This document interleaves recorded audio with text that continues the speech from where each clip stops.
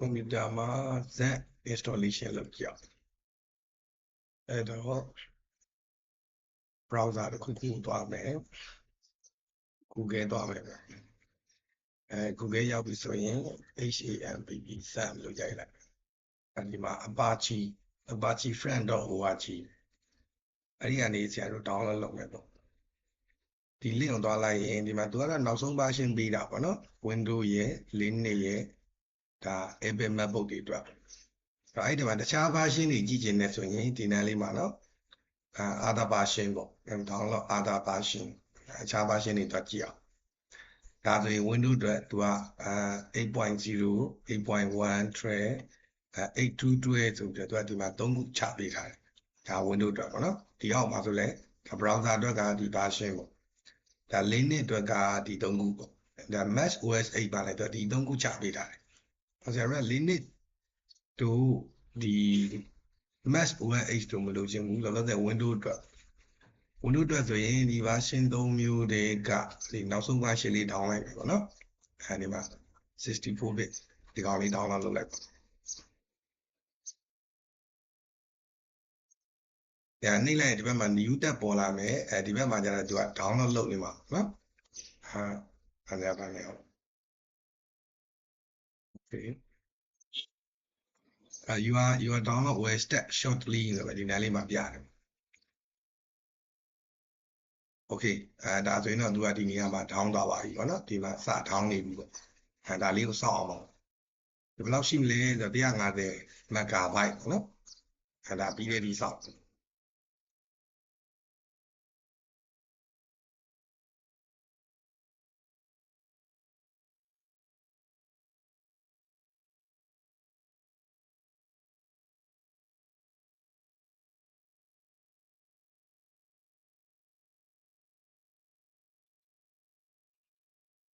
download လုပ်တာစောင့်နေတော့ဇက်အကြောင်းလေးရှင်းပြမယ်နော်ဇက်အကြောင်းလေး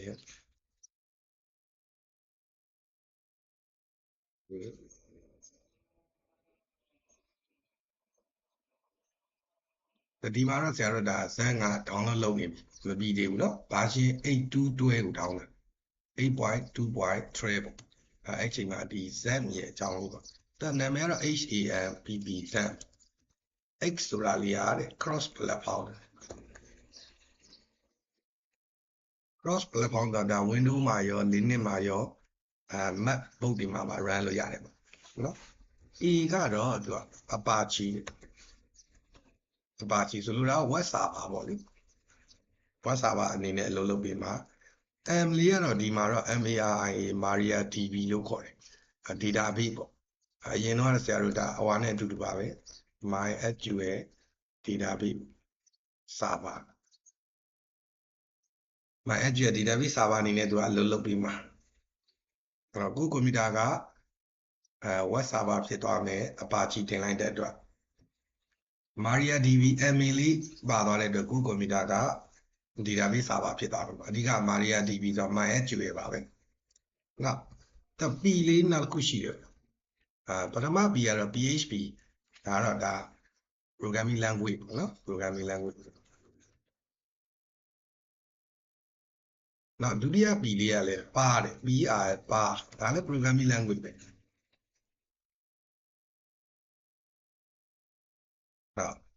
ဒါအနည်းချုပ်ပေါ့နော်ဟုတ်ကိုကွန်ပျူတာမှာ Z download install လုပ်ပြီးသွားရင်ဒီ Z ကဘာလို့လုပ်ပြီးတယ်ဆိုရင်ဒီ Z ရဲ့အဓိပ္ပာယ်လေးရှင်းပြတာပေါ့နော်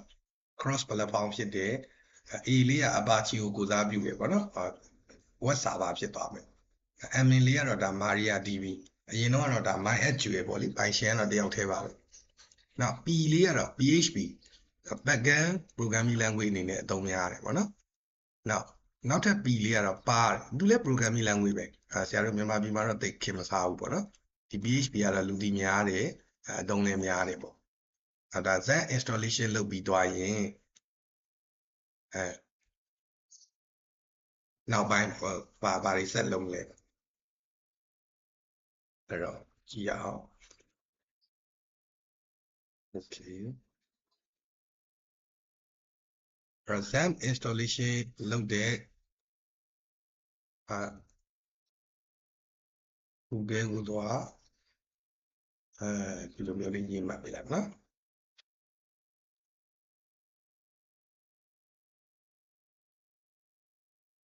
ဒါနော်ဇန်တို့ရိုက်ချလိုက်အဲ့ဒါပြီးကြာလာတဲ့ဒီကဆရာတို့ဘေး site မှာ official ရတော့နော်ဒီ Apache သူရဲ့ official website ကတော့ဒီမှာတော့ကြောက် apachefriend.org ဒီကောင်လေးဒီ link ကိုရောက်တော့ဒါကတော့သူ့ရဲ့ official website ပဲနော် http:// သုံးလုံးတော့ apachefriend.org ပေါ့အခုထိပေးထားသေးပဲသူကတော့ဒါ free download installation လုပ်လို့ရတယ်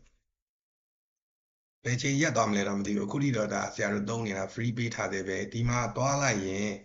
ဆရာတို့ဒီမှာဒီလို LAD download နော်ဒီမှာရာလေးလိုက်ရှာနော် other version default တော့ဒါနောက်ဆုံး version ကိုပေးထားတာပေါ့တခြား version တွေလိုချင်ရင်တခြား version တွေတွားလိုက်ပေါ့ဒီကောင်လေးကိုတွားလိုက်ဒီကောင်လေးတွားလိုက်တဲ့အခါအခုလက်ရှိ track နေတာပေါ့နော်ဒီ၃မျိုးရှိမယ်ပေါ့နော် version ၃ခုရှိမယ်ဒါ Z for window အတွက်နော်ဒါ Z for window version 3မျိုးရှိမယ် 8.0. ဒီကောင်ရဲ့နောက်တစ်ခါဒီ version okay နောက်ဆုံး version 8.2 ပေါ့ဆရာတို့ပြော 8.2.12 ဒါလက်ရှိမှာတော့ဒါလူသုံးများဆုံးပေါ့လေဒါလေးကိုဆရာတို့ star ပြထားလိုက်ဒီကောင်လေးကို download လုပ်တယ်ပေါ့အဲ့ဒီမှာဆရာတို့ကဒီကောင်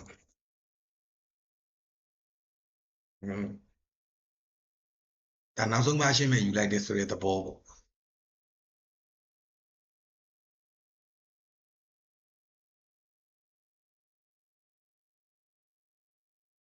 โอเค download လုပ်နေရလေးကြည့်အောင်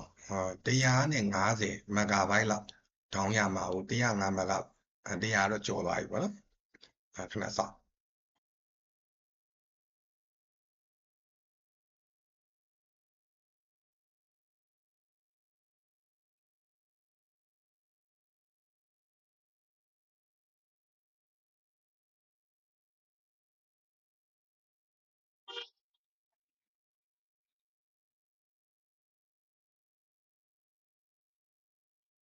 ပြီး installation ပေါ့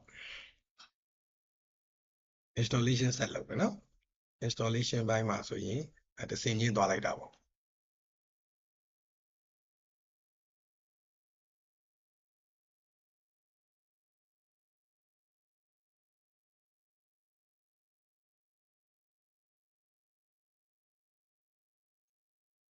โอเค119 megabyte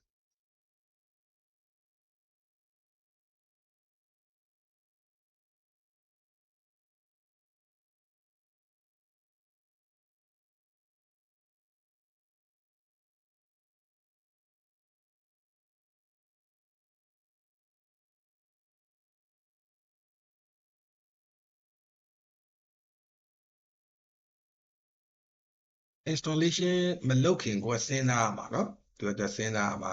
C အောက်မှာ installation လုပ်ရင်လည်းရတယ်C အောက်မှာ Z installation လုပ်မလားဒါမှမဟုတ်D အောက်မှာ installation လုပ်မလားဒါကူကြိုက်တဲ့ partition မှာတွားလို့ရတယ်ဟိုဆရာကွန်ပျူတာဆိုရင်hard disk ကနှစ်ပိုင်းပါတယ်ပေါ့နော်ဒီမှာ C နဲ့ D နဲ့ရှိတာ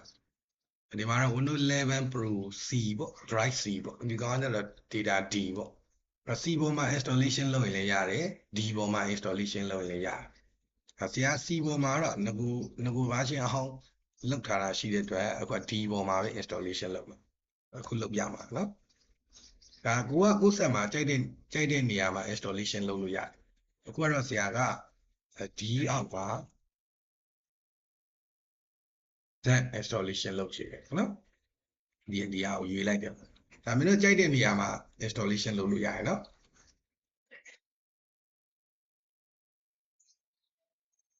installation မလုပ်ခင်ကြည့်ရမလုပ်ခင် data D ထဲမှာသွားကြည့်လိုက်ရင်ဆရာဒီမှာ folder ပေါင်း15ခုရှိတဲ့အထဲမှာဒီ15ခုလုံးထဲမှာ Z ဆိုတဲ့ folder လေးရှိမနေဘူးပေါ့ဒါ installation မလုပ်ရသေးဘူး okay download ပြီးသွားပြီဒီမှာကြည့် okay download ပြီးသွားရင်ဒီကောင် installation လုပ်တော့မှာဒီ download လုပ်ထားတဲ့ software လေးကတော့ဘယ်မှာရှိနေမလဲဆိုတော့ဒါ download တယ်ကိုစက်ရဲ့download folder ထဲမှာရှိနေပါတော့တို့ရောက်ပါနော် okay ဒီမှာ download လိုက်တယ်ဒါ download folder ထဲမှာဒီစက်တဲ့ EHC ဖိုင်လေးရောက်ပေါ့ဒါကိုဆရာစပြီး installation လုပ်တော့ installation လုပ်မယ်ဘယ်နှမှာလုပ်မှာလို့ဆုံးဖြတ်လိုက်တာလဲဆိုတော့ C ပေါ်မှာမဟုတ်ဘူး D ပေါ်မှာလုပ်မယ်ပေါ့အဲ့ဒါဆိုဒါလေးကို run လိုက်မယ်